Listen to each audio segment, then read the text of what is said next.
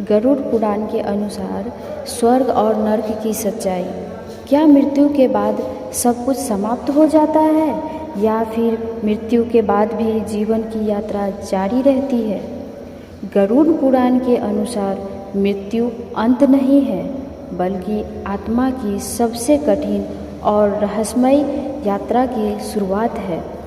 आज के इस वीडियो में हम जानेंगे स्वर्ग और नर्क की वह सच्चाई जिससे जानने के बाद आप अपने कर्मों को लेकर जरूर सोचेंगे पर मजबूर हो जाएंगे। गरुड़ पुराण हिंदू धर्म के 18 पुराणों में से एक है, जिसमें भगवान विष्णु और गरुड़ के बीच संवाद रूप में मृत्यु, आत्मा, कर्म, स्वर्ग और नर्क का विस्तार से वर्णन मिलता है। यह पुराण डराने के लिए नहीं, बल्कि इंसान को सही मार्ग दिखाने के लिए लिखा गया है। गरुड़ पुराण के अनुसार जब किसी व्यक्ति की मृत्यु होती है तो शरीर नष्ट हो जाता है, लेकिन आत्मा अमर होती है। मृत्यु के बाद आत्मा शरीर से बाहर निकलती है और यमदूत उसे यमलोक की यात्रा पर ले जाते हैं। यह यात्रा आसान नहीं होती। यह यात्रा बल्कि कर्मों के निर्भर करती है।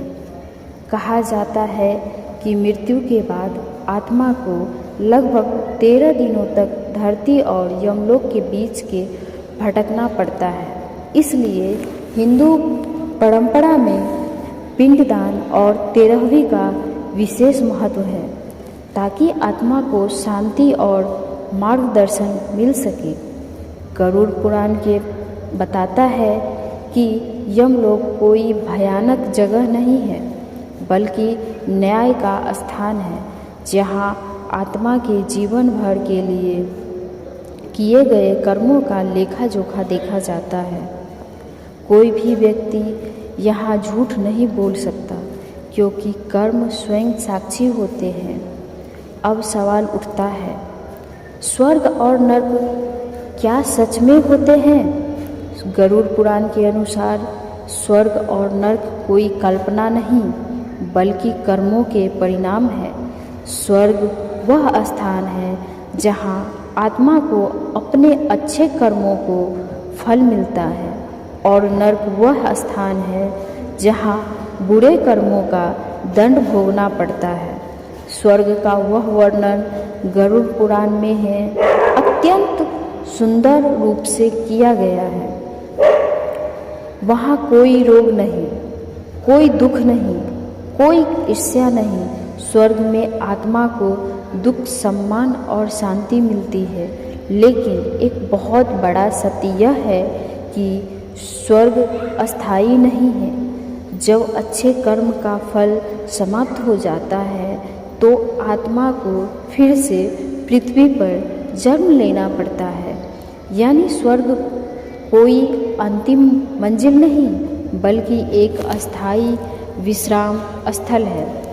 अब बात करते हैं नरक की। गरुड़ पुराण में नरक का वर्णन बहुत विस्तार से किया गया है। यहाँ कहा गया है कि नरक के 28 प्रमुख प्रकार होते हैं। हर नरक का एक विशेष पाप के लिए निर्धारित किया गया है। जो व्यक्ति झूठ बोलता है, दूसरों को धोखा देता है, गरीबों को शोषण करता है, माता पिता और गुरु का अपमान करता है, निर्दोष प्राणियों को कष्ट देता है, उसे उसके कर्मों के अनुसार नरक में दंड मिलता है।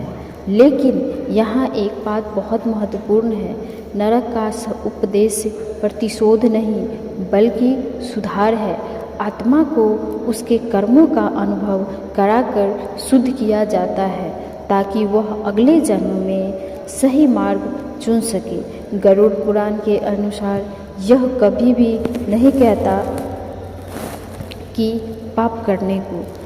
सबसे बड़ा पाप हत्या, चोरी नहीं, बल्कि अहंकार, निर्दयता है। जो व्यक्ति दूसरों के दुख को देकर भी दुख नहीं महसूस करता। दुख को देखकर उसे हंसी आती है। यह सबसे बड़ा पाप होता है। दूसरों को दुख देकर दया नहीं करता।